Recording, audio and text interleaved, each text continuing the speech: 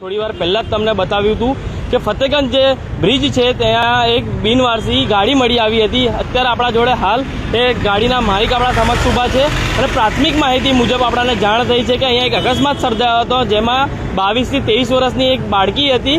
તેને અકસ્માત દરમિયાન એને સારવારની જરૂર હતી ને આ જે માલિક છે ગાડીના એ પોતે ડૉક્ટર છે ને તેમનાથી રહેવાયું નહીં, જોવાયું નહીં ને એમની પોતાની ગાડી અહીંયાથી મૂકીને એ બાળકીને જોડે સાથે પોતે જાતે જઈને હોસ્પિટલ લઈ ગયા અને ત્યારબાદ તેનું સારવાર કરવા માટે એમના જોડે સમક્ષ ગયા હતા। આપણે એમના જોડે વાતચીત ડાયરેક્ટલી કરીશું।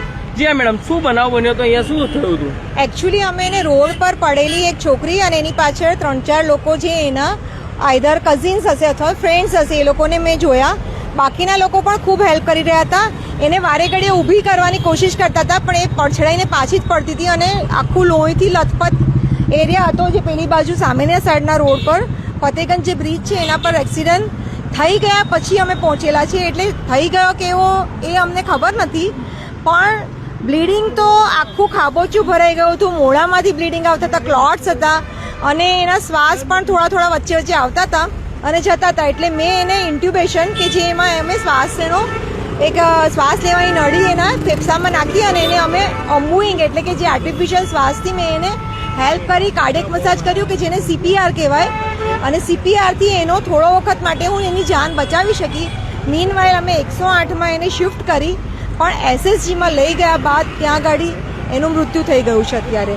એટલે હાલ અમે એને બચાવી શક્યા નથી, બટ મારું જે અંદરનો જે ડૉક્ટરનો જે સ્વભાવ હોય કે લોકોને હેલ્પ કરવાનો, એના માટે જો હું એનું ધ્યાન વટાવી અને હું મારા જે અગત્યના કામ માટે હું જતી રહી હોત તો એ આ દિવસ મને ખૂબ જ ખટકી લેત મારા જીવનમાં। હવે પછીના આખી જિંદગીમાં મને આ જો મેં બનાવમાં હેલ્પ ના કરી હોત તો મને આ વાતનો ખટકાવો રહેત, મને અફસોસ રહેત।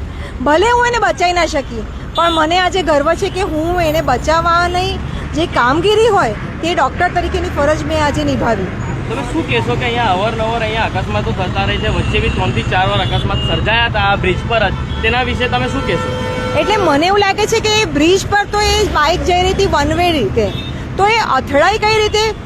કોઈની સડન બ્રેક બની હોય, કોઈએ મારી હશે અને પાછળથી કોઈ ઠોક્યું હશે અને એની બ્રેકને સ્પીડને કંટ્રોલ નહીં કર્યો હોય અને એ લોકો ટ્રિપલ ચોપર 4 ગણા કે 3-4 લોકો એક બાઇક પર સવાર હશે અને એ છોકરી સૌથી પાછળ હશે અને ઉછળીને પછડાઈ હશે। આ એનો એક્સિડન્ટનો બનાવ હોવો જોઈએ એની જે ઇન્જરી પ્રમાણે, કેમ કે બ્રિજ પર સામેથી એક્સિડન્ટ થાય એવો તો કોઈ છે જ નહીં, વન વે છે, એમાં એ એક્સિડન્ટ થાય જ કેવી રીતના? એટલે એ સુપર ડુપર સ્પીડમાં ગયા હશે, શોર્ટ બ્રેક મારી હશે અને પાછળવાળાએ ઠોકી હશે અને આ વસ્તુથી યંગસ્ટરે સ્પીડ એમની કંટ્રોલમાં ચલાવવી જોઈએ।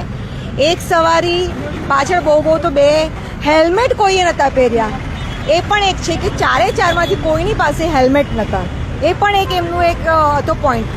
હેલ્મેટ, સ્પીડ અને આટલા બધા ને આઈ થિંક બહુ નાના હતા કે જેથી એ લોકોને એવો કોઈ કંટ્રોલ હોય ચલાવવામાં અને મોટી એવી હેવી બાઇક લઈને ગયેલા। બાઇક કદાચ અહીંયા પડી હોવી જોઈએ સાઈડમાં, એટલે આઈ ડોન્ટ નો કેવી રીતે પડ્યા એ। શું નામ આપણું? મારું ડૉક્ટર લોપા।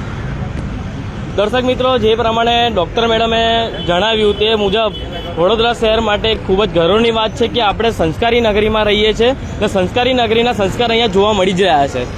જે આ બાઇક ચાલક અને જે આ એક્ટિવા ચાલક હતું, એક બાળકીનું મૃત્યુ થયું તે ખૂબ જ દુઃખદ ઘટના કહેવાય અને અવારનવાર અહીંયા આ બ્રિજ પર અકસ્માત સર્જાતા રહે છે, તેના માટે બી ટ્રાફિક શાખાઓને બી અહીંયા ધ્યાન રાખવું જોઈએ એવું અમારા મીડિયા માધ્યમથી અમે લોકો અપીલ કરી રહ્યા છે। અને આવા જ સમાચાર જોવા માટે બન્યા રહો સ્પાર્ક ટુડે ન્યૂઝ સાથે। વિડીયો જર્નલિસ્ટ સાથે હું Uttam Marwadi, Spark Today news, Vadodara.